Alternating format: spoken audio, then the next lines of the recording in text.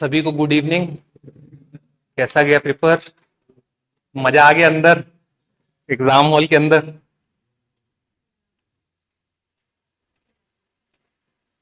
कैसे मजा आया ना साहब? बनना इस बार ऐसा ही। पहला हर्डल पार हो गया लगभग लगभग, तभी आप लोग यहाँ पे बैठे हो। बहुत अच्छी बात है, कॉन्फिडेंस होना चाहिए, है ना? कितना कितना नंबर कितना अभी आ रहा है? 66, वेरी गुड। 60, 67 आपका साहब। 63, 58 के ऊपर सब गुड। कितना साहब? 56, 62, ठीक। कैटेगरी? ठीक साहब, वेरी गुड। कैटेगरी? ठीक, बहुत बढ़िया। मतलब उधर भी 46 47 के ऊपर, वेरी गुड, है ना? कितना साहब? 67 साहब। 50, 55, 55,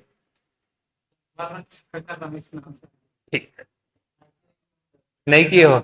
नहीं नहीं, ठीक है, नहीं भी करना चाहिए कई बार। कितना साहब?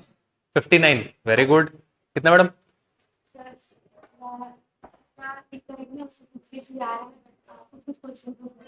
कुछ विलोपित होना है या कुछ? हाँ अच्छा, कुछ अपन वहां पे समझ नहीं पाए कि आंसर करते समय इधर। ठीक है, 53। निगेटिव मार्किंग नहीं है तो कोई इशू नहीं है। हाँ, ऊपर ही जाएगा।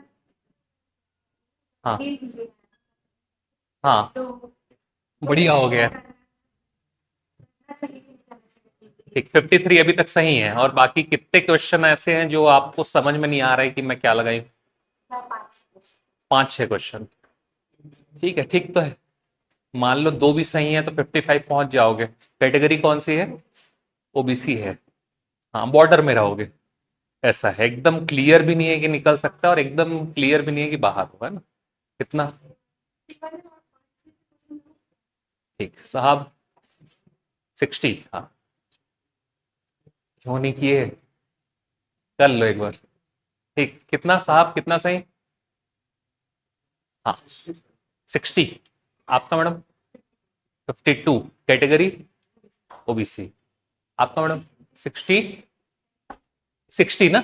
हाँ साहब, 67। हाँ, आपका कितना मैडम? 67। हाँ, रायपुर ब्रांच वाला क्लास है, लक्ष्मी। हाँ, ठीक, चलो बहुत बढ़िया। ठीक है, सबसे पहली बात, जिसका थोड़ा बहुत फंस भी रहा है, जैसे आपको बोला, तो डाउट में मत रहो। ठीक है, पॉजिटिव ही रहो। इसका मतलब ये नहीं है कि क्लास ज्वाइन ही करना है, नहीं भी कर सकते हो, वेट भी कर सकते हो। ज्यादा नहीं, 3 तारीख तक रिजल्ट आ जाएगा। जो, हाँ, मेंस भी जल्दी होगा। पूरी संभावना है कि 3 अगस्त तक के आप लोगों का रिजल्ट आ जाएगा। ठीक है, पीएससी की जो कार्यप्रणाली पिछले 1 वर्षों से चल रही है, उसमें ऐसा होता है, जो वनडे एग्जाम्स है ना, वनडे एग्जाम में एग्जाम लेता है, नेक्स्ट डे वो क्या कर दे रहा है? मॉडल आंसर दे रहा है। मॉडल आंसर देते ही वो क्या करता है, 1 महीने का टाइम स्लॉट आपको देता है, जिसमें आप क्या कर सको, दावा आपत्ति कर लो। दावा आपत्ति करने के 4 दिन बाद वो आपको रिजल्ट दे देता है। पिछले 1 साल की पूरी कार्य पद्धति मैडम के अंतर्गत यही रही है, रीता सांडिल मैडम के अंतर्गत ये प्रवृत्ति देखी गई। केवल और केवल एक एग्जाम इससे अछूता रहा, वो था सीजीपीएससी प्री, है ना? जो स्टेट सर्विस एग्जामिनेशन होता है, उसका प्री से अछूता रहा। उसके पीछे कुछ कारण भी है, क्योंकि उस एग्जाम में लगभग 1 लाख कैंडिडेट्स होते हैं। ठीक है, तो टेक्निकली वहां पे 1 लाख कॉपीज चेक करके रिजल्ट जारी करना रहता है, तो उस हिसाब से समय लेना जायज है। लेकिन बाकी एग्जाम में कैंडिडेट्स की संख्या थोड़ी सी कम होती है। ठीक है, जैसे आप लोगों ने देखा होगा, बॉयलर इंस्पेक्टर का एग्जाम लिया था, जियोलॉजिस्ट का एग्जाम लिया था, सब उसने इस प्रक्रिया के तहत, जो मैंने अभी डिस्कस किया, उसके तहत रिजल्ट दे दिया। और यहां पर भी वो प्रक्रिया दिख रही है, क्योंकि अगले दिन ही क्या आ चुका था, शाम को 6-7 बजे तक के मॉडल आंसर आ गया था। उसके बाद आप लोगों को 1 महीने का समय दिया है। एग्जाम का डेट क्या था हमारा? 12 जुलाई। 13 को दे दिया। और कब तक के मांगा है? 27 तारीख तक से आपसे दावापत्ति मांगा है कि नहीं मांगा है? तो 27 को आप दावापत्ति कंप्लीट हो जाएगा। 27 है, 23 है, सॉरी, 23 तक के मांगा है। 10 दिन अपन और एक्स्ट्रा लेकर के कितना बोल रहे हैं? 3 अगस्त। तो पूरी की पूरी संभावना है कि 3 अगस्त को आपको क्लैरिटी मिल जाएगी। आज 20 तो हो ही गया, लगभग 13-14 दिन का समय बचा है, तो स्ट्रेस में मत रहो, रिलैक्स होके पढ़ते रहो। ठीक है। और जहां तक के संभावना है 2 महीने का समय मिलेगा।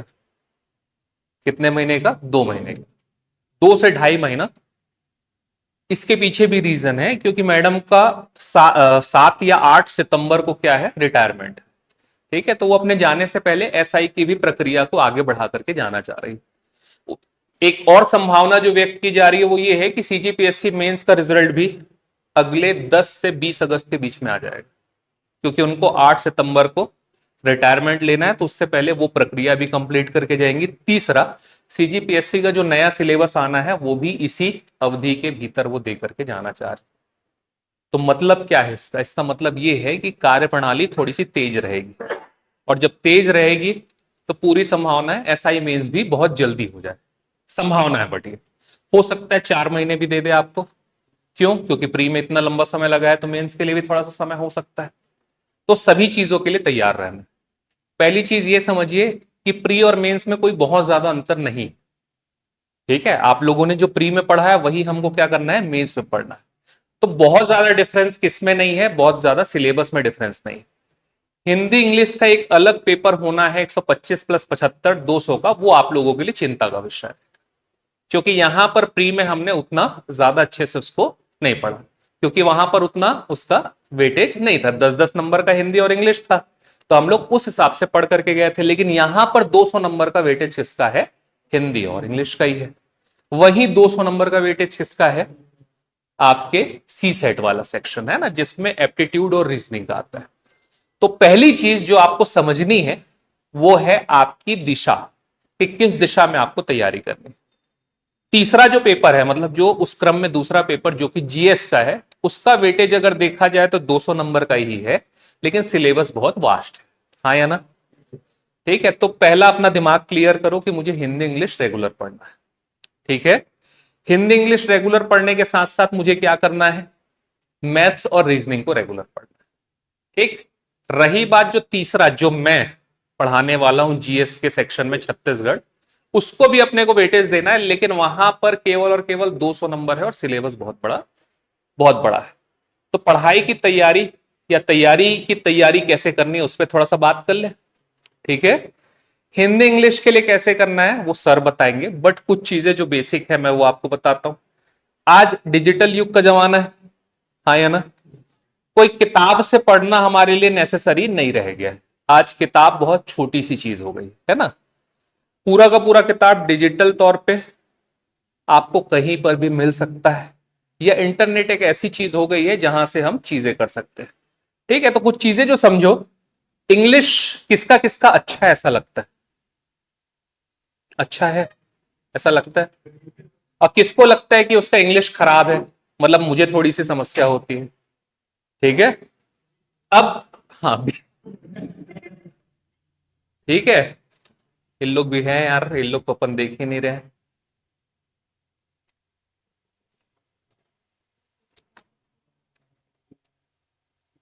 एक सेकंड ना। चलो, इधर इधर इधर इधर बातचीत नहीं। कितने लोग चैट जीपीटी का उपयोग करते हैं? कितने लोग उसका अच्छा उपयोग करते हैं? ठीक है, ऐसा लगता है। ठीक है, देखो, इंग्लिश केवल और केवल कहां से हो सकता है? प्रैक्टिस से। कहां से होगा? कितना भी आप पढ़ लो, जब तक प्रैक्टिस नहीं है वहां पे नंबर गेन नहीं करो। 75 नंबर का सीन है। ठीक है, उसमें 3 पार्ट होते हैं। एक होता है वोकेबुलरी का पार्ट होता है, हाँ या ना, और एक पार्ट होता है ग्रामर का। अगर बेसिक तौर पे देखें तो दो ही मेजर पार्ट है, एक वोकैब और एक ग्रामर, है ना। मेरा सब्जेक्ट नहीं है, फिर भी मैं चर्चा कर रहा हूं क्योंकि मैंने इसका भी बहुत सदुपयोग किया। और अगर आप लोगों ने सीजीपीएससी मेंस की परीक्षा का इंग्लिश इस बार देखा होगा तो बहुत टफ आया था, है ना। हिंदी और छत्तीसगढ़ी की तुलना में सीजीपीएससी मेंस जो हुआ वहां पर इंग्लिश टफ था। तो उम्मीद की जा रही है कि आप लोग का एग्जाम भी वही सेट करेगा और आप लोगों को चुनौती का सामना करवाएगा। ठीक। तो आपको करना क्या है? सीजीपीएससी मेंस का ऐसा जो पेपर है ना, आप लोगों को तो वेबसाइट में मिल जाएगा, पिछले 5 साल का पेपर। कुछ नहीं करना, उसका स्क्रीनशॉट मार ले। ठीक है, एकदम मैं आपको प्रैक्टिकल अप्रोच बता रहा हूं जिसने मुझे हेल्प किया। स्क्रीनशॉट मारना पूरे 5 साल के पेपर का प्लस इस साल का भी, प्लस एसआई का जो पिछला पास्ट पेपर हुआ है, अभी रिसेंट में हुआ था 1 साल पहले, उसके मेंस का जो इंग्लिश का पोर्शन है उसको स्क्रीनशॉट मारना, सबको चैट जीपीटी में जाकर के अपलोड कर देना। एक स्पेसिफिक चैट बना लो, अपलोड कर, अपलोड करने के बाद उसको कमांड देना कि इन सब के हिसाब से पैटर्न देख ले, है ना, क्या करना है, पैटर्न देख ले और पैटर्न को नोट करके रख। पहले उसको बताना कि ये सीजीपीएससी मेंस और सीजीपीएससी एसआई मेंस के पेपर है, इसमें जो पैटर्न है उसको समझ ले और समझ करके नोट करके रख, ऐसा करके बोलोगे, फिर वो पैटर्न को नोट कर लेगा। अब जब कभी भी आपको समय मिले 5 मिनट का, उसी चैट में जाना और कमांड देना, मुझे एक क्या दे, टेस्ट देना है, चल सेट बना के दे। तो वो क्या करेगा, प्रॉपर सेट बना के देगा, 40 क्वेश्चन 50 क्वेश्चन जो भी वहां पे मौजूद है। स्पेसिफिक मेंशन कर देना कि पैसेज को छोड़ देना, क्योंकि पैसेज वहां पे हल करने लायक नहीं रहेगा। उसके बाद क्या करोगे, 10 मिनट 15 मिनट लगता है, पूरे 40-45 क्वेश्चन को वहीं पे आंसर करोगे। आंसर करने के बाद क्या होगा, जैसे ही सबमिट करोगे वो आपकी गलतियां छांट करके बताएगा, कहां पे सही हो कहां पे गलत हो। फिर नीचे में वो क्या करने वाला है, आपके कमजोर टॉपिक को पॉइंट आउट कर देगा। ठीक है, इससे क्या होगा, किसी टेस्ट सीरीज की आवश्यकता नहीं, किसी प्लेटफॉर्म से कुछ परचेस करने की आवश्यकता नहीं, शुरू के दिन के 5 मिनट में आपका इंग्लिश रेडी होता जाएगा। और जहां पर 75 नंबर में आप 25 नंबर 40 नंबर लाते, वहां पे क्या कर लोगे आप लोग, आराम से 50 55 60 65 तक के खींच सकते। प्रैक्टिकल अप्रोच की बात कर रहे हैं, अभी मैं सब्जेक्ट पे भी नहीं आया। सेम हिंदी में कर सकते हो। ठीक है, दूसरी चीज, वोकेबुलरी के लिए कैसे करेंगे, तो सर किताब से रटते रहते हैं अपन। देखो एक चीज तो अपने को पता है ना कि एमसीक्यू बहुत इंपॉर्टेंट होता है, हाँ या ना। अब एमसीक्यू खोजने के लिए हमको अलग अलग किताबों को खोजना पड़ता है, मत खोजो। अगेन उसी चैट जीपीटी में जाओ, भाई साहब से पूछो कि 50 मोस्ट आस्क्ड वोकेबुलरी, सिनोनिम डाल दो वोकैब की जगह में, एंटोनिम डाल दो, वन वर्ड सब्सटीट्यूशन डाल लो, ये सबको डालते जाओ। वो 50 देगा, 50 रट लिए, फिर उसके बाद फिर बोले कि और 50 दे। तो यहां पे क्या होगा, आपके छाटने की स्थिति जो है वो बच जाएगी। क्योंकि हम क्या करते हैं, किताबों से छाटते हैं ना, ये वाला आया तो पहले इसको रट लेते हैं, तो छाटने की आवश्यकता नहीं पड़ेगी। ये 2 प्रैक्टिकल अप्रोच डेली करोगे तो पहला पेपर में आप लोग बहुत अच्छे से स्कोर कर पाएंगे, हाँ या ना। और ये मेरा प्रैक्टिकल है भाई, मैंने किया हुआ है अभी रिसेंटली, और ठीक ठाक वहां पे अप्रोच हो जाता है। सबसे पहली बात है, यहां पे तो हमको ऑप्शन दिखेंगे ना, हाँ या ना। अभी आप लोग के एग्जाम में ऑप्टिमिस्टिक पूछा था अभी रिसेंट किसी एग्जाम में, है ना, और पॉलीग्लॉट वगैरह तो पूछते ही रहता है इंग्लिश में, वन वर्ड सब्सटीट्यूशन में। तो ये सब आपको वहां से आसानी से मिल जाएगा, जबकि किताबों में हमको क्या करना पड़ेगा, खोजना पड़ेगा। तो ये थोड़ी सी प्रैक्टिकल बातें। हाँ आइए, ठीक, हाँ या ना, ठीक, बढ़िया। हल्का सा आगे थोड़ा सा सिलेबस को देख लें अपन। हाँ, मेरा नाम सुयश है, आप लोग अभी तक के बताया नहीं मैं तो, ठीक है, यही होना चाहिए।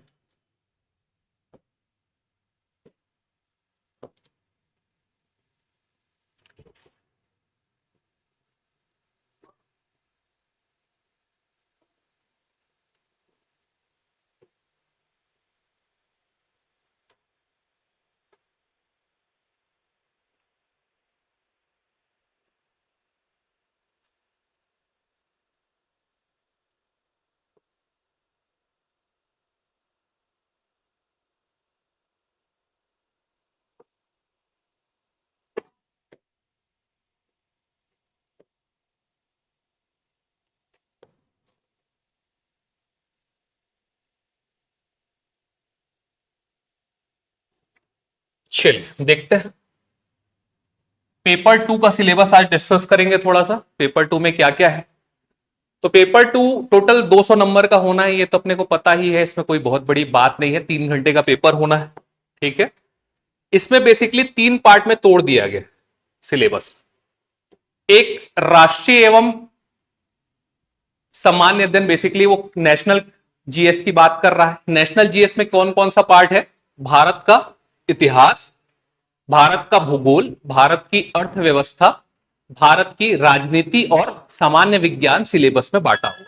ठीक है, इसके बाद अगर छत्तीसगढ़ की बात करें तो छत्तीसगढ़ में पूरा सिलेबस इस बार थोड़ा अलग तरीके से डिफाइन किया गया।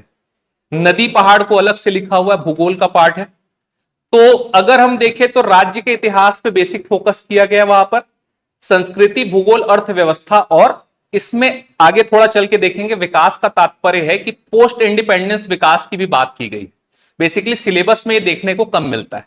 हालांकि हम पढ़ते हैं सीधा सीधा, जब हम संविधान, औद्योगिक विकास की बात करते हैं या खनिज के विकास की बात करते हैं, तो हम पोस्ट इंडिपेंडेंस भी सब चीजों को देखते हैं। हाल लेकिन सिलेबस में कहीं पे भी वो स्पेसिफिक मेंशन अपने को देखने को नहीं मिलता, लेकिन यहां पर उसको अलग से मेंशन किया। अगर बात की जाए तो समसामयिकी, जो कि आजकल तो बहुत जरूरी हो चुका है। इस बार अगर अपन प्री का सेक्शन देखें तो छत्तीसगढ़ में पूरा का पूरा क्या ही पूछा है, करंट अफेयर्स ही तो पूछा है। अगर आप देखेंगे तो आर्थिक सर्वेक्षण के 6-7 पॉइंट्स को मिलाकर के 3 क्वेश्चन जनरेट कर दिए उसने।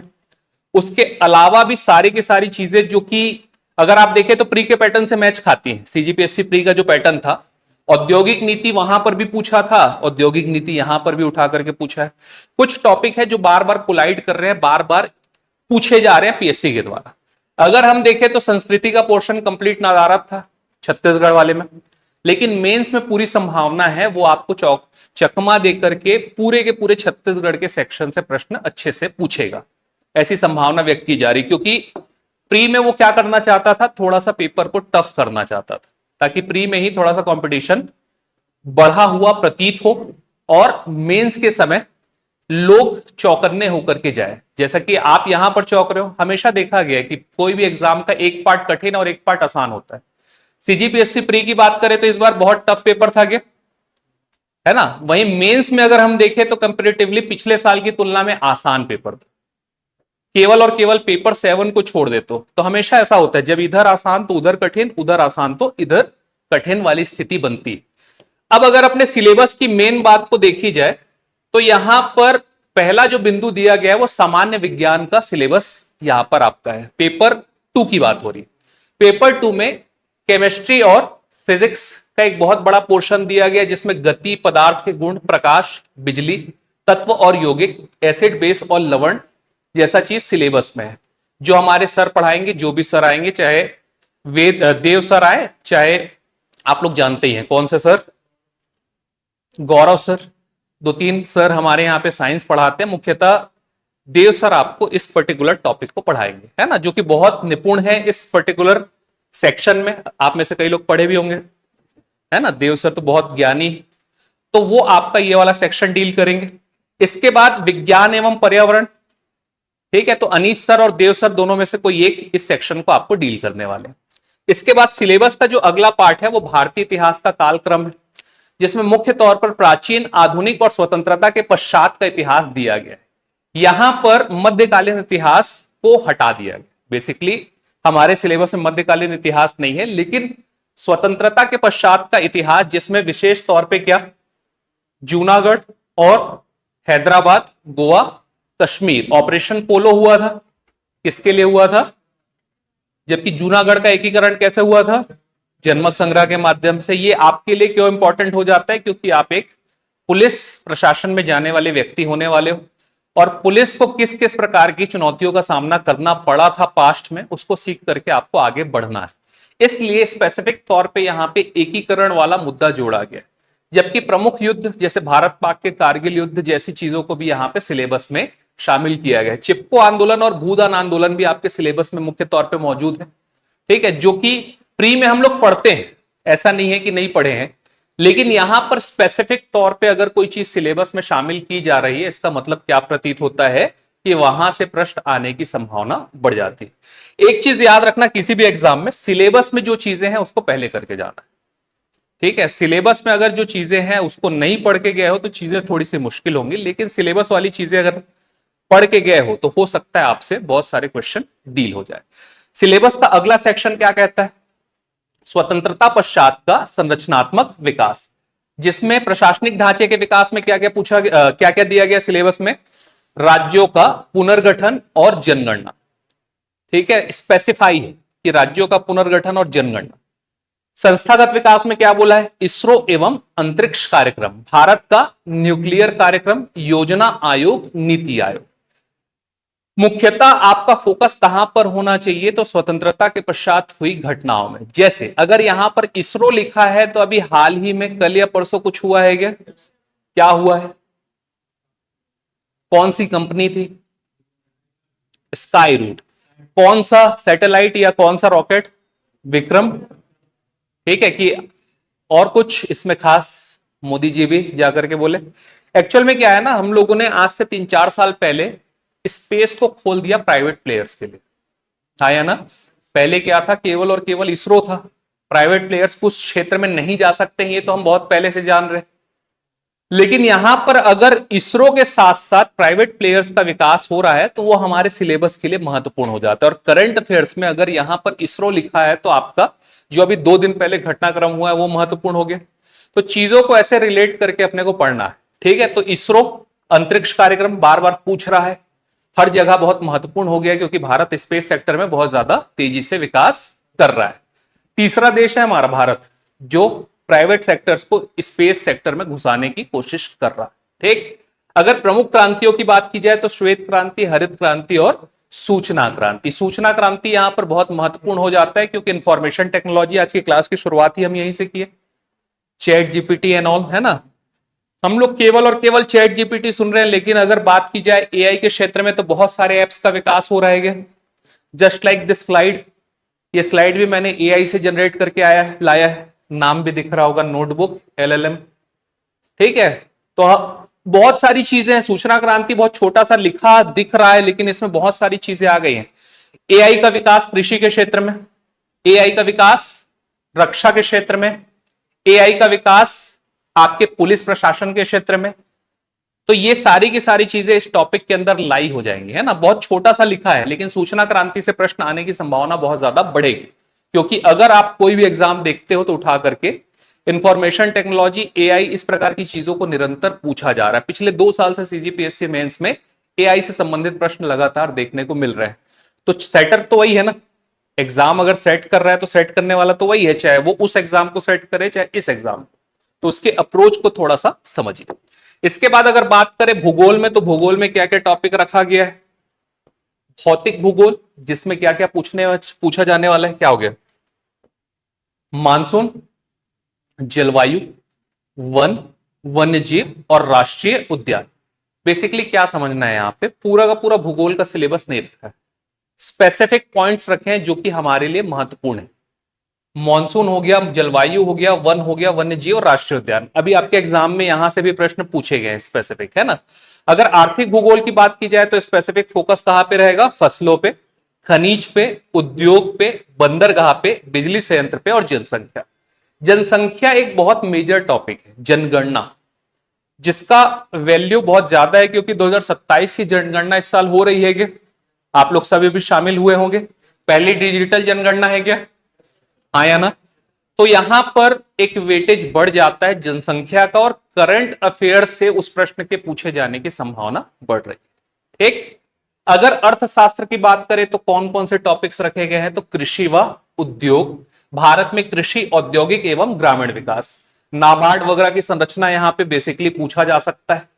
अगर बात की जाए आर्थिक नीतियों की तो मूल्य नीति, मुद्रास्फीति, ये सब बेसिक तौर पे हम पढ़ते ही हैं और प्री के लिए भी आप लोग पढ़ करके गए होंगे। तो कोई भी सिलेबस में चेंज दिख रहा है क्या? यहां पर कुछ चीजें जो एक्स्ट्रा एडिशन, जनसंख्या के साथ साथ गैर रोजगार और समस्याएं, जनगणना की क्या क्या समस्याएं हैं, जनसंख्या बढ़ने से क्या समस्याएं हो रही है। क्या आपको पता है कि हमारे यहां धीरे धीरे जनसंख्या कम हो रही है? भले दिख रहा है कि बढ़ रही है, लेकिन एक्चुअल में हम लोग आगे चल के जनसंख्या संकट का सामना करने वाले हैं। हाँ या ना। देखो, आज से पहले 6-6 बच्चे हुआ करते थे, माता पिता जो हमारे हैं 6 भाई 7 बहन, ऐसा वाला चल रहा है कि नहीं? आज हम लोग कितने? जो मैक्सिमम 2, कई लोग तो 1-1 है कि नहीं। और आप लोग आगे भी, हम 2, हमारे 2 की स्थिति। तो जनसंख्या डिप्लीशन की स्थिति आने वाली है। और जो जापान के साथ समस्या हुई है ना, क्या? बुजुर्गों की संख्या ज्यादा और वर्किंग क्लास कम, वो स्थिति हमारे यहां आज से 20 साल 25 साल में आने वाली। ठीक है, इसलिए जो समस्याएं हैं वो भी समझना बहुत ज्यादा महत्वपूर्ण हो जाता है। इसलिए स्पेसिफिक यहाँ पे सिलेबस में किसको ऐड किया गया है, जनसंख्या और उससे संबंधित समस्याओं को। ठीक है, तो कल से क्या ध्यान रखना है, सरकार की नीति तोड़ के 3 बच्चे करेंगे ऐसा नहीं सोचना है। ठीक है, चलिए, भारतीय राजनीति बोला जाए तो संविधान, संविधान में क्या क्या पूछा जाना है, नागरिकता पूछी जानी है, चुनाव, संसद, राज्य विधायिकाएं, कार्यकारी न्यायपालिका, स्थानीय स्वशासन, केंद्र राज्य संबंध और विदेश नीति। बहुत सिंपल टॉपिक है, चेतन सर से पढ़े होंगे मेरे ख्याल से आप लोग, बहुत शानदार पढ़ाए होंगे। बस उन्हीं चीजों को रिकॉल करना है, यहां भी पढ़ोगे बट समझ जाओ कि चीजें वही हैं, पैटर्न वही है, पूछे जाने का तरीका भी वही होना है। ठीक है, तो सिलेबस बहुत सिंपल है किसका, संविधान। यहां पर हमको क्या करना चाहिए, पीवाईक्यूज लगाने चाहिए जितना ज्यादा से ज्यादा हो सके अभी से ही, इकोनॉमी में, जियोग्राफी में और संविधान में। ये 3 सिलेबस, 3 सब्जेक्ट के आप लोग क्या करना चालू कर दो, क्या करना चालू कर दो।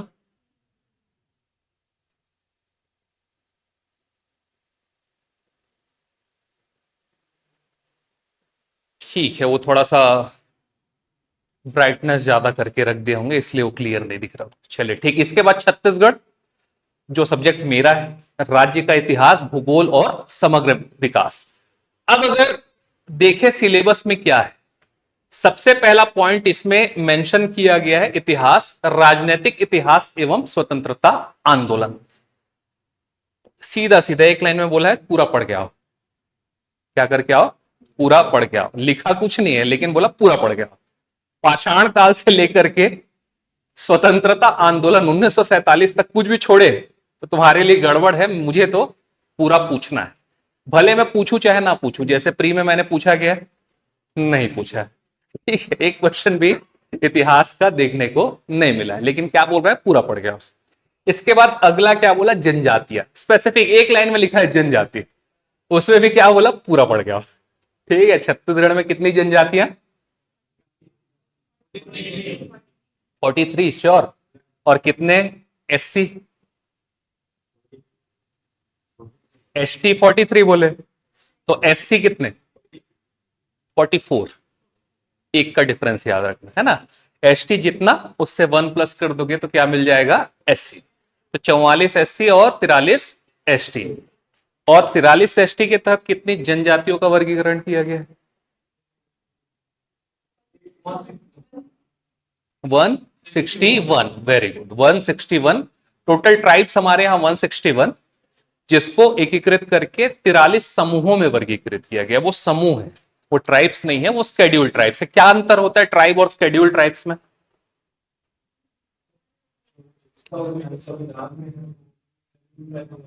हम्म हम्म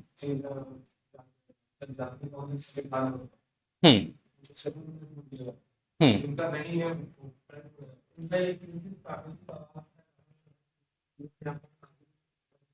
हम्म ये हो गया जनजाति और ये हो गया अनुसूचित जनजाति। ठीक है, आप लोग बिल्कुल सही बोल रहे हो, गलत कुछ भी नहीं है। ठीक है, इसको समझने के लिए हमको ये समझना पड़ेगा कि जो पहला शब्द लिखा है यहाँ पे ट्राइब, ये एक सामाजिक अवधारणा है। कैसा कंसेप्ट है, तो सोशल कंसेप्ट है। जबकि यहां पर जो शब्द लिखा गया है ये एक संवैधानिक अवधारणा है। कैसा कंसेप्ट है, तो कॉन्स्टिट्यूशनल है ना। इन्होंने जो बोला वो यहां पे लाई करेगा, क्या, कि एक ऐसा समूह जो एक निश्चित भौगोलिक सीमा में निवास करता है, जिनकी एक विशिष्ट भाषा होती है, बोली होती है, संस्कृति होती है, रहन सहन का तरीका होता है, तथा उनके समाज में कुछ निषेधों का पालन किया जाता है। चाहे वो व्यापार संबंधी हो, चाहे वो विवाह संबंधी हो, निषेधों का पालन किया जाता है। ऐसे वर्ग को क्या कहा जाता है, या ऐसी जाति को क्या कहा जाता है, जनजाति कहा जाता है। हाँ या ना। क्या सभी जनजाति अनुसूचित जनजाति हैं, क्या सभी अनुसूचित जनजाति जनजाति हैं, ठीक है। अनुसूचित जनजाति क्या है? तो संविधान के अनुच्छेद 342 के तहत राष्ट्रपति अगर किसी जनजाति को किसका दर्जा दे दे? अनुसूचित जनजाति का, तो उसे क्या कहा जाएगा? अनुसूचित जनजाति। दोनों में बेसिक फर्क क्या है ये तो हमने समझ लिया, लेकिन इसकी आवश्यकता क्यों पड़ेगी? क्योंकि हमें क्या करना है? आरक्षण देना है, सुविधाओं का लाभ पहुंचाना है और उनका विकास करना है। ठीक है, तो आप लोग देखते होंगे हर साल के करंट अफेयर्स जब हम पढ़ते हैं तो कहीं ना कहीं पे देखते हैं ना कि फलाना फलाना जनजाति को अनुसूचित जनजाति का दर्जा मिला या इसमें शामिल कर लिया गया, ऐसा बोलते हैं ना। तो क्या होता है कि जो ट्राइब्स इसमें आते हैं उन्हें ही क्या मिलता है? सरकारी योजनाओं का लाभ मिलता है, उन्हें ही क्या मिलता है? आरक्षण मिलता है, और उन्हें ही सारी की सारी सुविधाएं प्राप्त होती हैं। तो ऐसी जनजातियां जिन्हें उसमें शामिल नहीं किया गया किसी भी त्रुटि के कारण, तो वो क्या चाहती हैं? हमें भी उसका लाभ मिले, इसलिए वो प्रयासरत रहती हैं और क्या बनना चाहती है? अनुसूचित जनजाति बनना चाहती है। तो एक बेसिक डिफरेंस है। तो हमारे सिलेबस में क्या है? जनजाति, ठीक है, अनुसूचित जनजाति नहीं है। तो हमको सभी जनजातियों को पढ़ना है, ना कि केवल और केवल जो संविधान में वर्गीकृत है। बेसिकली अपने को पढ़ना तो वही है जो संविधान में वर्गीकृत है, बट अंतर के हिसाब से ही। लोक परंपरा, तो यहां से प्रश्न पूछा था क्या इस बार? यहां से भी प्रश्न नहीं था, लेकिन क्या बोल रहा है? पंडवानी पढ़ के आओ, ठीक है, छेड़ा पढ़ के आओ, थोड़ा सा मांग मांग के आओ, माई को ठीक धान ला हेर हेरा बोल के, तो सब चीज पढ़ के आओ, बोल तो रहा है। ठीक है, फिर आते हैं प्रमुख व्यक्तित्व। ये यहाँ पे अलग से दिखाई दे रहा है, सिलेबस में स्पेसिफिक एक लाइन में ही मेंशन किया है। तो इसमें पूरी की पूरी संभावना है कि तीजन बाई इस बार एकदम फेवरेट क्वेश्चन बनने वाला है। तो महत्वपूर्ण व्यक्तित्व एवं उनका आंदोलन योगदान, हबीब तनवीर पूछ सकता है, तीजन बाई पूछ सकता है, ठीक है, और कौन? रामलाल बरेट पूछ सकता है। पूछने को तो कुछ भी पूछ सकता है, क्योंकि छत्तीसगढ़ में महत्वपूर्ण व्यक्तित्वों की कमी नहीं है। तो सबसे पहला काम क्या करता है? पद्मश्री पद्म विभूषण मिले जितने भी व्यक्तित्व हैं उनका नाम अच्छे से पढ़ ही लेना है, क्योंकि इतने सारे लोग हैं, अगर पद्मश्री पद्म विभूषण मिला है मतलब कुछ अच्छा काम तो किए ही होंगे ना। ठीक है, उसके बाद प्रमुख संतों को पढ़ लेना। कौन है प्रमुख संत हमारे यहाँ के? गुरु घासीदास और गहिरा गुरु और राजमोहिनी देवी है और वल्लभाचार्य और भी बहुत सारे लोग हैं। महिलाओं को पढ़ लेना है, प्रमुख महिलाएं। पद्मावती, रानी पद्मावती है, आया ना, पहली मंत्री थी। क्या बोले साहब? गीता देवी और पद्मावती। पद्मावती मध्य प्रदेश की पहली मंत्री, गीता देवी छत्तीसगढ़ की पहली मंत्री, जो कि छत्तीसगढ़ से बिलोंग करती है, हाँ या ना? ठीक है, तो ये सब चीजें बेसिक। आज अपन सिलेबस पे ही चर्चा करने आए हैं, मैं आपको पढ़ाने बिल्कुल भी नहीं आया हूं। केवल और केवल क्या क्या है एक्चुअल में पार्ट 2 के सिलेबस में क्या है मुझे आपसे चर्चा करनी थी। ठीक है, इसके बाद अगर आगे बढ़े, भूगोल स्पेसिफिक यहां पर क्या किया है उसने? कुछ पॉइंट्स के नाम लिखे हैं, जैसे नदी, जंगल, पहाड़ एवं पर्यटन स्थल, जो कि बहुत की टॉपिक है। हमेशा नदी से तो पूछता ही है। एक भी प्रश्न आया क्या? वो भी आया तो ऐसा आया जो शायद ठीक है, जंगल, पहाड़ और पर्यटन स्थल से कुछ पूछा क्या? तो हाँ, पर्यटन स्थल से पूछा है क्वेश्चन। कहां से पूछा है? मंदिर पूछा है, दो ठोक, एक राजिम पूछा और एक और पूछा था डोंगरगढ़ पूछा है। तो यहां से तो पूछा है भाई, तो बोल नहीं सकता कि मैं नहीं पूछा हूं बोल के, है ना। ठीक, यहां से अर्थव्यवस्था वाला जो सेक्टर है वहां पे उद्योग, कृषि, व्यापार एवं वाणिज्य, यहां से प्रश्न पूछा है क्या? तो हाँ पूछा, क्योंकि आर्थिक सर्वेक्षण वाला सेक्शन है, तो यहां से तो पूछा ही है। कृषि से 2600 कि 2800? एमएसपी बताओ बताओ, आप लोग को बताना है। पूछा है ना, बना के तो आए अपन। 2369 और 2389, यहां से ये पूछ लिया। फिर व्यापार एवं वाणिज्य से आपका क्या उठा करके पूछ लिया? उद्योग, व्यापार एवं वाणिज्य से सीधा सीधा औद्योगिक नीति उठा के पूछ लिया। अब यहां पे जिस चीज की बात कर रहे थे अपन, समग्र विकास, स्वतंत्रता के पश्चात आर्थिक, सामाजिक, राजनीतिक और औद्योगिक विकास, ये तो अपन पढ़ते हैं, आर्थिक विकास पढ़ते हैं। आर्थिक विकास में क्या देखते हैं अपन, स्वतंत्रता के बाद नहीं, बेसिकली राज्य गठन के पश्चात देखते हैं कि राज्य गठन के पश्चात कहां से जीडीपी कहां पहुंच गई। 25 साल विकास के ये वाला टॉपिक पढ़ते हैं अपन करंट अफेयर्स में कि सन 2000 में स्थिति ये थी, आज ये हो गई, इतने जीडीपी इतनी थी, पर कैपिटा इनकम इतना था, सिंचाई के संसाधन इतने थे, आज इतने हो गए, खनिज पहले इतना, आज खनिज की जीडीपी इतना, ऐसा करके पढ़ते हैं। ये वो वाला सेक्शन है, ठीक है। इसके बाद सामाजिक, राजनीतिक और औद्योगिक विकास। औद्योगिक विकास भी अपन पढ़ते हैं पूरा का पूरा, स्वतंत्रता के पूर्व, स्वतंत्रता के पश्चात और राज्य गठन के पश्चात। तो ये औद्योगिक विकास वाला चैप्टर आप प्री में भी पढ़े होंगे, मेंस में भी वही पढ़ना है। राजनीतिक विकास में क्या पढ़ना रहेगा, जो आप पढ़ते हो इतिहास में, कैसे कैसे राज्य गठन, समाज कैसे कैसे विकसित हुआ, या राजनीति कैसे कैसे विकसित हुई। सबसे पहले हम देखते हैं कि छत्तीसगढ़ राज्य की मांग कब से की जा रही थी। तो बहुत प्राचीन समय से अपन मांग कर रहे थे क्या। पहली मांग कब की गई, चलो इसको छोड़ते हैं 2 मिनट के लिए। पहले ये बताओ छत्तीसगढ़ का नक्शा सबसे पहली बार अस्तित्व में कब आया, 1900, श्योर। और लोगों को कब पता चला कि छत्तीसगढ़ ऐसा दिखता है, 1918। कैसे पता चला, सुंदरलाल शर्मा ने अपनी पांडुलिपि में बताया। क्या बताया, चलो देख ले 1 मिनट। उन्होंने बोला एक ऐसा भूभाग, मेरे साथ बोलते जाओ, एक ऐसा भूभाग जो उत्तर में विंध्याचल पर्वत श्रृंखला से लेकर के दक्षिण में गोदावरी नदी तक विस्तृत है, जिसके पश्चिम में वेनगंगा तथा पूर्व में ब्राह्मणी का प्रवाह है। किसका प्रवाह है, ब्राह्मणी। क्लियर यहां तक के, एक बार फिर से रिपीट करेंगे। एक ऐसा भूभाग जो उत्तर में विंध्याचल पर्वत श्रृंखला से लेकर के दक्षिण में गोदावरी तक विस्तृत है, जिसके पश्चिम में वेनगंगा तथा पूर्व में ब्राह्मणी नदी का प्रवाह है, जहां बोलो धान की खेती की जाती है।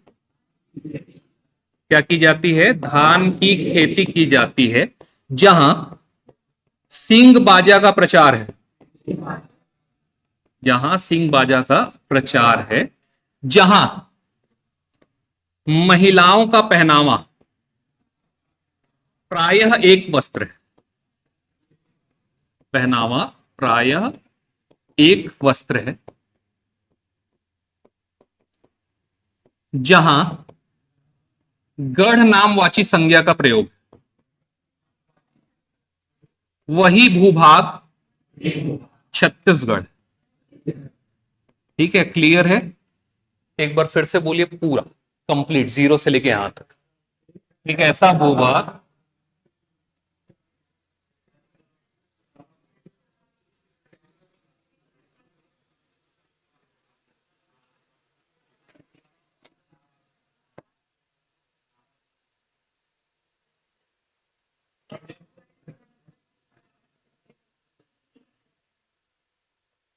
वही भूभाग, सुने थे आज से पहले ये पंक्ति। ठीक है, तो ये पंक्ति किसकी है, पंडित सुंदरलाल शर्मा की।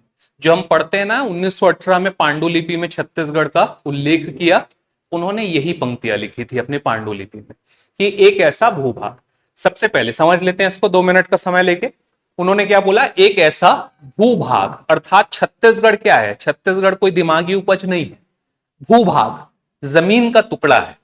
अर्थात सबसे पहले उन्होंने बताया कि छत्तीसगढ़ कोई हवाई चीज नहीं है, हवा में बनी हुई चीज नहीं है, अर्थात यह एक भूमि का टुकड़ा है, एक भूभाग है जो कि भारत देश में विद्यमान है। हाँ या ना। तो सबसे पहला लाइन भूभाग, तो छत्तीसगढ़ की भौगोलिक स्थिति, भौतिक स्थिति को बताया कि यह भूमि का टुकड़ा है। अब दूसरी चीज उन्होंने क्या बताई, उसकी सीमा का विस्तार बताया कि कहां से कहां तक का भूभाग छत्तीसगढ़ है। तो उन्होंने क्या बोला कि उत्तर में विंध्याचल पर्वत श्रृंखला से लेकर के दक्षिण में गोदावरी नदी तक का हिस्सा, पश्चिम में वेनगंगा नदी से लेकर के पूर्व में ब्राह्मणी नदी तक का हिस्सा क्या है? छत्तीसगढ़। तो उन्होंने बताया कि मैं जो 4 जगह बता रहा हूं उसके बीच का जितना भी भूमि का टुकड़ा है वो क्या कहलाता है?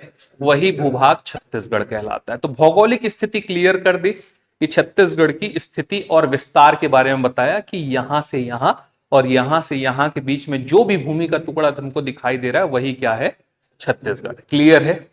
अब अगला, जहां गढ़ नामवाची संज्ञा का प्रयोग है, सबसे पहला लाइन ये आता, मैं उसको लास्ट में लिख डाला, ठीक है। जहां गढ़ नामवाची संज्ञा का प्रयोग, आप लोग यहां पे बैठे हैं, सबका कोई ना कोई नाम होगा, फर्स्ट नेम होगा और लास्ट नेम होगा। आप में से किसी का लास्ट नेम साहू होगा, किसी का वर्मा होगा, किसी का ठाकुर होगा, किसी का और भी कुछ हो सकता है, या ना।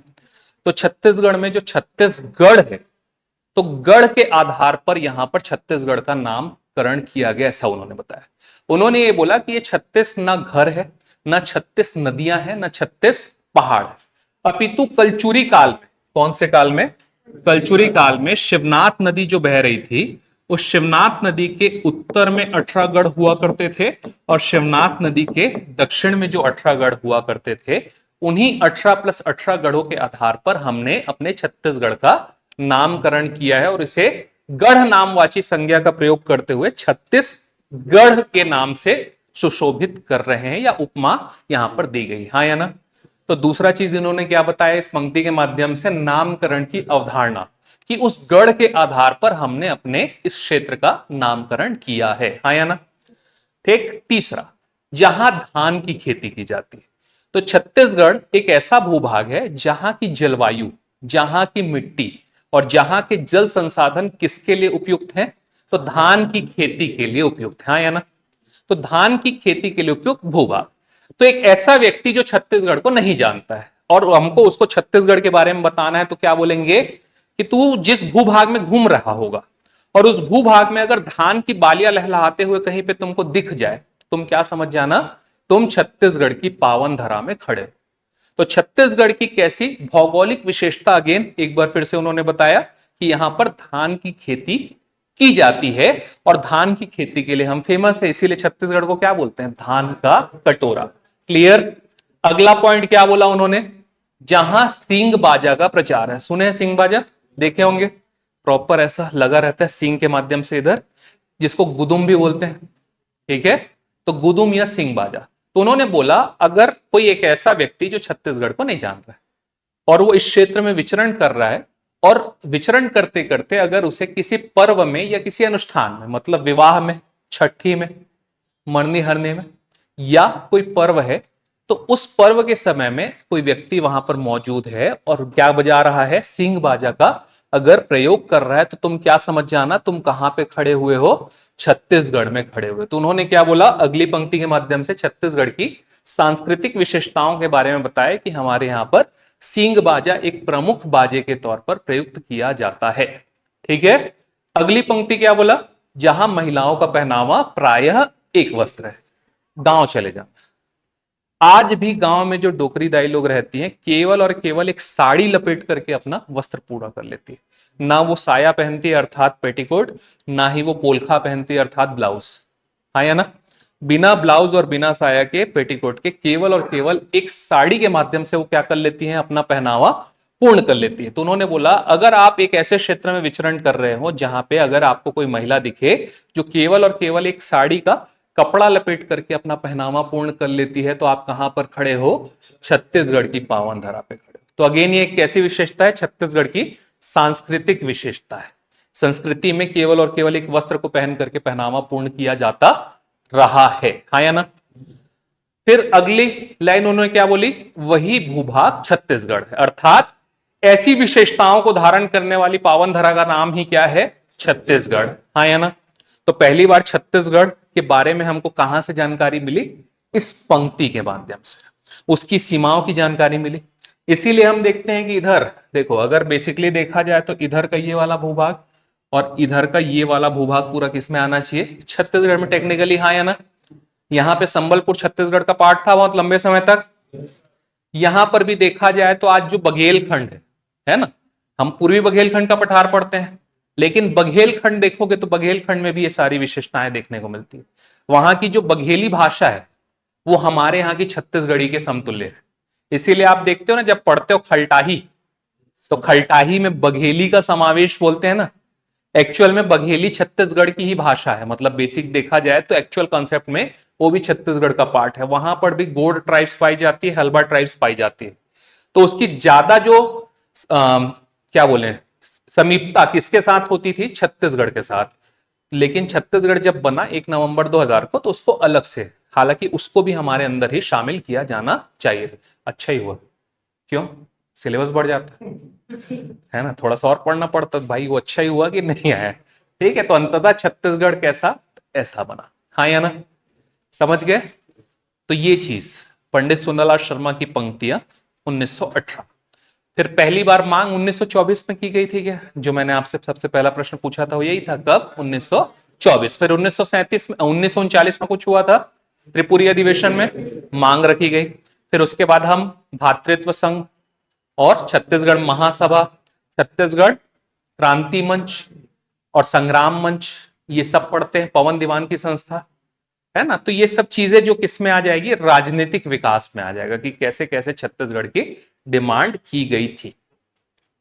ठीक, बड़े हल्का सा आगे सिलेबस में और क्या है। एकीकरण देखा जाए तो राष्ट्रीय स्तर पे और छत्तीसगढ़ के स्तर पे क्या पूछा जाना है, इतिहास का एक बड़ा पोर्शन पूछा जाना है, जो कि सीधा सीधा लिखा हुआ है कि प्राचीन, आधुनिक और स्वतंत्रता के पश्चात भारत, राजनीतिक इतिहास, स्वतंत्रता आंदोलन छत्तीसगढ़ स्तर पे। तो यहां पे अपने को मेहनत करना है, क्योंकि सिलेबस में स्पेसिफिक मेंशन है। भूगोल में मानसून, खनिज, वन और वन्यजीव एक मेजर टॉपिक है, जहां से निरंतर प्रश्न पूछे जाते हैं। अल नीनो की स्थिति अभी बन रही है, अल नीनो का प्रभाव भी हमारे यहां पर देखने को मिल रहा है। इसी कारण अगर आप देखेंगे तो 30 सितंबर तक हमने शक्कर पर निर्यात प्रतिबंधित कर दिया है। हम किसी भी देश को अब शक्कर नहीं बेच रहे हैं। क्यों, क्योंकि अगर हम शक्कर बेच देंगे तो भारत देश में शक्कर की कमी हो जाएगी। ठीक है, क्योंकि मानसून इस बार गड़बड़ रहने की आशंका है। अभी तक तो नहीं दिख रहा है, बिलासपुर में भी बाढ़ आ गया पूरा ही बाढ़ आ गया नहीं बिलासपुर में। ठीक है, तो स्थिति वैसी, एक सेकंड। हेलो,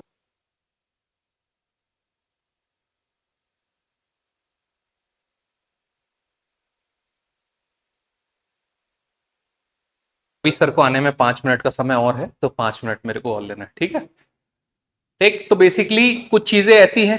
हाँ, क्या होगी, जाऊं, चल भी दूंगा तो खाली बैठोगे। हाँ जी, पूरा ही है राजनीतिक इतिहास का, मतलब वही पूरा अगेन। मैंने आपको पहले ही लाइन में बोला, पूरा पढ़ के आप बोल रहे हैं छत्तीसगढ़ का इतिहास एक लाइन में। ठीक, चलिए भूगोल में, इधर नदी, जंगल, पहाड़, पर्यटन स्थल पूछ नहीं रहा है, लेकिन सिलेबस में मेंशन कर दिया है। अर्थव्यवस्था में कृषि, औद्योगिक विकास, व्यापार, दोनों तरफ पर्याप्त वेटेज लेकर के रखा हुआ है। ठीक, बाकी तो वही सब चीजें हैं। हाँ, एक सेक्शन जो छूट गया वो ये, ठीक है, सबसे आखिरी पॉइंट में दिया हुआ है आपके सिलेबस में, सामाजिक उत्तरदायित्व, सोशल रिस्पॉन्सिबिलिटी। एक्चुअल में वो हमसे आजकल ये डिमांड कर रहा है कि हम आपको चयन करें और आप सीधा सीधा जाके सर्व करो। ठीक है, पहले क्या होता था कि आपको चयन करें, ट्रेनिंग देंगे और ट्रेनिंग देने के बाद आप सर्व करना। तो आजकल वो हमसे उम्मीद करने लग गया है जो एग्जाम लेने वाला, कि आप पहले से ही सब कुछ सीख के आओ। इसीलिए सीजीपीएससी मेंस के सिलेबस में भी आप देख रहे हो कि 7वें पेपर के पार्ट 1 में पूरे अधिनियम पढ़ के आओ बोलता है। तो यहां पर भी आपसे क्या बोल रहा है कि वन्य जीव संरक्षण को पहले से पढ़ के आओ, मानव अधिकार को पहले से पढ़ के आओ, ताकि वहां किसी डंडा मारोगे तो आपको पता रहना चाहिए कि अरे यार इसका ये वाले अधिकार का हनन कर रहा हूं बोल के। ठीक है, यातायात के नियम सीख के आओ, ताकि, ठीक है शुरुआत में तो वही ना भाई, चौक में लगाएंगे आपको। अभी देखते होगे जितने भी नए एसआई हैं और नए आरक्षक हैं, मोस्टली रायपुर में आप देखना हर चौक में मिनिमम 3 आरक्षक आपको खड़े मिलेंगे। ठीक है, जितने नए भर्ती हुए सब, और उनके साथ में एक नए भर्ती वाला एसआई भी आपको देखने को मिलेगा। तो ये शुरुआती दौर का चीज है और पार्ट ऑफ वर्क ही है। यातायात में जाओगे तो मजा भी आता है पहले था वो, लोग तो सीधा ऑनलाइन चालान कटता है सर। पहले क्या होता था, 500 कटेगा चालान, ऐसा करे सर 200 होता था ना पहले। सर मत काटो सर, 500 है सर, 100। देखो गलत बात है ये, लेकिन सुधर रही हैं चीजें। डिजिटल के आने से भ्रष्टाचार धीरे धीरे धीरे धीरे बहुत कम हुआ है या ना? तो दिमाग क्लियर रख के जाना, आगे चल के कुछ नहीं मिल रहा है। ठीक है, जो तनख्वाह है तो वही तनख्वाह है, और सीधी बात, करना भी नहीं चाहिए, है ना? तो आगे चल के कहीं मैं पकड़ाऊं तो ऐसा मत बोलना कि 202 सर बोल के ठीक। चलिए, राष्ट्रीय सुरक्षा के मुद्दे, ये भी बहुत इंपॉर्टेंट पार्ट है। क्यों इंपॉर्टेंट पार्ट है? नक्सलवाद एक बहुत बड़ा, भले हम लोग बोल दिए हैं कि 31 मार्च 2026 को हम नक्सल मुक्त हो गए हैं, लेकिन अगर देखोगे तो झारखंड में अभी भी कई सारे नक्सलियों ने सरेंडर नहीं किया है। हमारे यहाँ भी बहुत सारे, है ना? और सबसे बड़ी बात, अर्बन नक्सलिज्म तो अभी भी खत्म नहीं हुआ है, क्योंकि हम किसको खत्म कर सकते हैं? नक्सलवाद को, लेकिन नक्सलवादी विचारधारा को समाप्त, और अगर कोई विचारधारा कभी समाप्त नहीं हो सकती तो वो आज नहीं तो कल वापस जरूर उठ करके आ सकती है ना? क्योंकि विचारधारा ही सबसे चीज है। देखो, आप अगर देखोगे तो आज से 10 दिन पहले की अगर न्यूज़पेपर की खबर पढ़े होगे तो हम लोगों को अबूझमाड़ के जंगल या कांकेर कांकेर के जंगल से कितने किलो सोना, कितने सारे वो, हाँ या ना? तो बता दिए यहाँ पे है। जितना नहीं बताए हैं, सोचो जंगल में कितने सारे जगह पे कितना पैसा, कितना सारे मात्रा में सोना और कितने सारे हथियार रखे हुए हैं। कभी भी अगर उनको संगठित होना हुआ तो उसको पहचान करके तुरंत निकालेंगे, और वापस से क्या हो सकती है? संगठन संगठित हो सकता है। तो विचारधारा को कभी खत्म नहीं कर सकते हैं। हो सकता है आप में से भी कई लोग मन ही मन में सोच रहे होंगे कि हाँ, सही थे उन लोग। क्यों सही थे? अडानी जंगल काट रहा है, उन लोग थे तो नहीं कटता था। अबूझमाड़ में नेशनल हाईवे नंबर 130D को विस्तार करने के लिए हजारों जंगल काट दिए गए। क्या नक्सलवादी थे तब जाने की सोच भी सकते थे हम उस क्षेत्र में? तो एक प्लस पॉइंट और नेगेटिव पॉइंट तो हमेशा हर चीज का है ना? तो इसलिए राष्ट्रीय सुरक्षा में नक्सलवाद तो पढ़ना बहुत जरूरी है। आपके सिलेबस में भी नक्सलवाद से समाधान कार्यक्रम आया था कि नहीं पेपर में? अरे जा रहा हूं, 10 मिनट रुको, अब जब तक सर नहीं आएंगे। ठीक है, समाधान कार्यक्रम आया, 2017 का कार्यक्रम है। उस समय गृह मंत्री थे राजनाथ सिंह, और राजनाथ सिंह छत्तीसगढ़ दौरे पर आए थे और समाधान कार्यक्रम को लागू करके गए थे। और उसी समय से छत्तीसगढ़ में किसका पतन होना चालू हुआ? नक्सलवादियों का पतन चालू हुआ। ठीक है, तो धीरे धीरे जो चीजें पास्ट में हुई हैं, जो कि हमारे छत्तीसगढ़ में नक्सलवाद के खात्मे के लिए इंपॉर्टेंट थी, वो सब चीजों को पूछा गया। ऐसा नहीं है कहीं भी हवा से उठा करके आपका नक्सलवाद के सारे प्रश्न नहीं आए। समाधान कार्यक्रम छत्तीसगढ़ में बहुत महत्वपूर्ण साबित हुआ है, इसलिए वहां से प्रश्न पूछा गया था। ठीक है, तो और भी बहुत सारे मुद्दे हैं। राष्ट्रीय सुरक्षा के मुद्दे अगर हम देखें तो और क्या क्या मुद्दे हैं?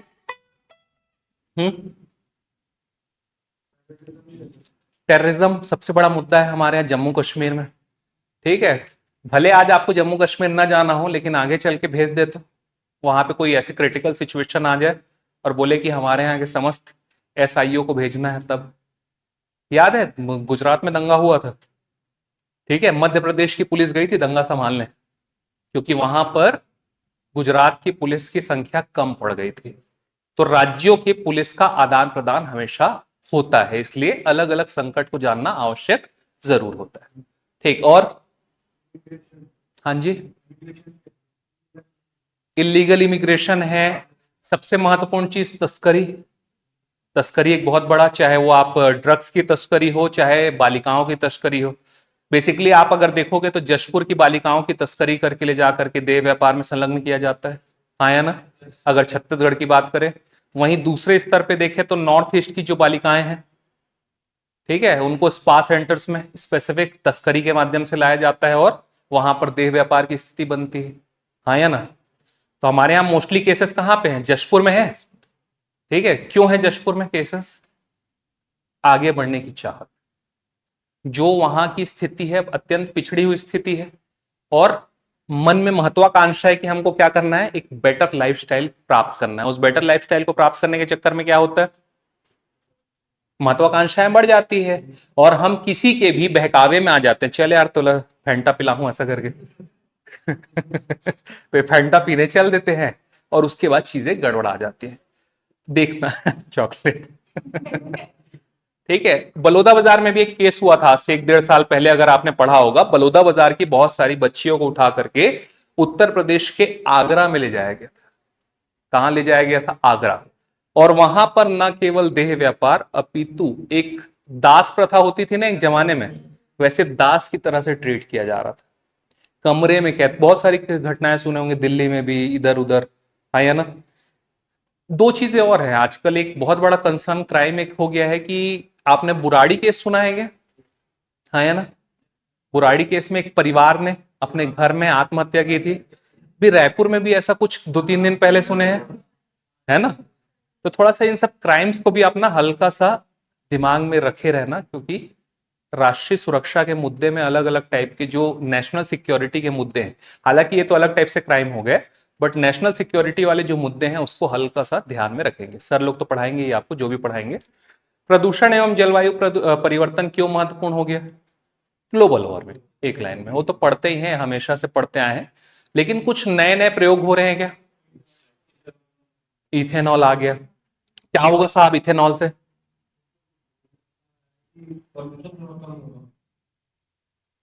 देखो इथेनॉल पे आज हमारे यहाँ जो जितनी भी चर्चा चल रही है ना, 1978 के काल में जर्मनी ने उसको अपना लिया है।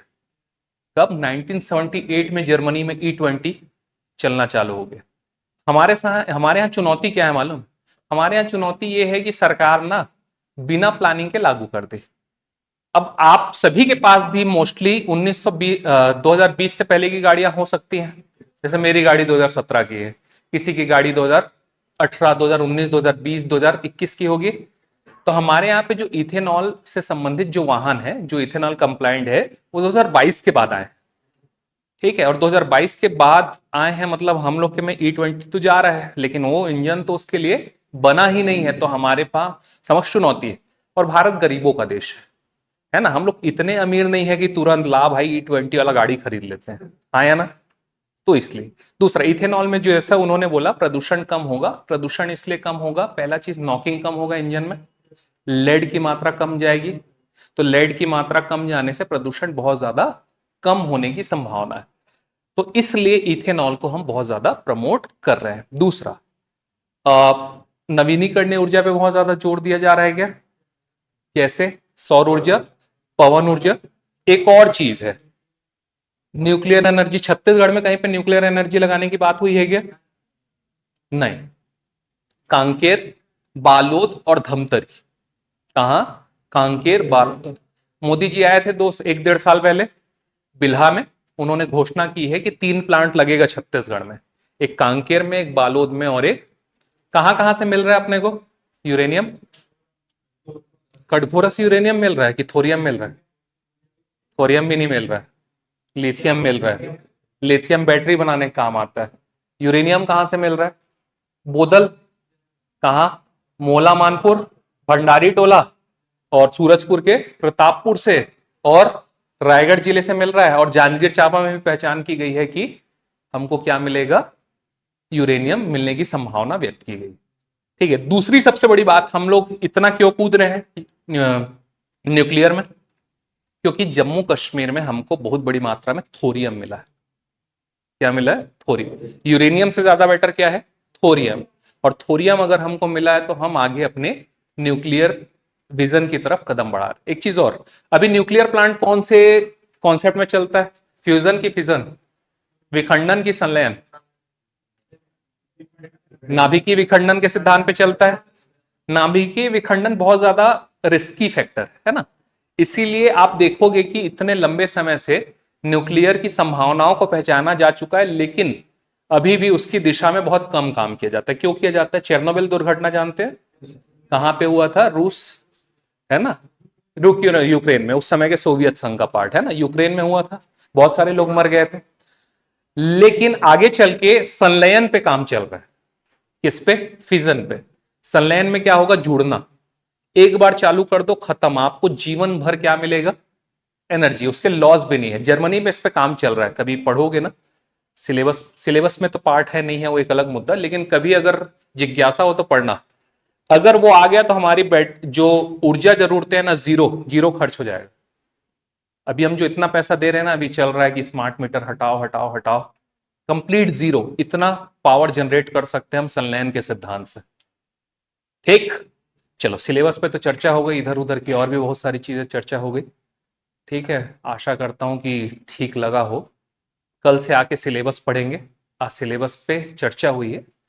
ठीक है, छत्तीसगढ़ आप लोग हो सकता है अलग अलग टीचर से पढ़े हुए हो, कोई बघेल सर से पढ़ा होगा, अगर आप उड़ान के ही हैं तो और भी बहुत सारे हमारे यहाँ पे शिक्षक हैं। मेरे बारे में मैं बता दूं, 2016 2017 मैं उड़ान में 2017 से पढ़ा रहा हूँ। ठीक है, मेरा नाम सुयश है और मैंने 2 या 3 मेंस लिखे हैं, 3 मेंस। ठीक है, 2 मेंस जिसमें से पुराने वाले पैटर्न में लिखे, फिर मैं कंप्लीट टीचिंग में डेडिकेटेड हो गया, फिर वापस से 2 साल से मैं मेहनत कर रहा था, तो इस बार का मेंस मैंने लिखा है। पिछले 2 बार से 0.55 से मेरा प्री नहीं निकल रहा था। असफलता भी जान लो, है ना, हर चीज पॉजिटिव नहीं होती। ठीक है, चलिए तो कल अपन मिलते हैं, कल चालू करेंगे बाकी चीजों को। ठीक, थैंक यू।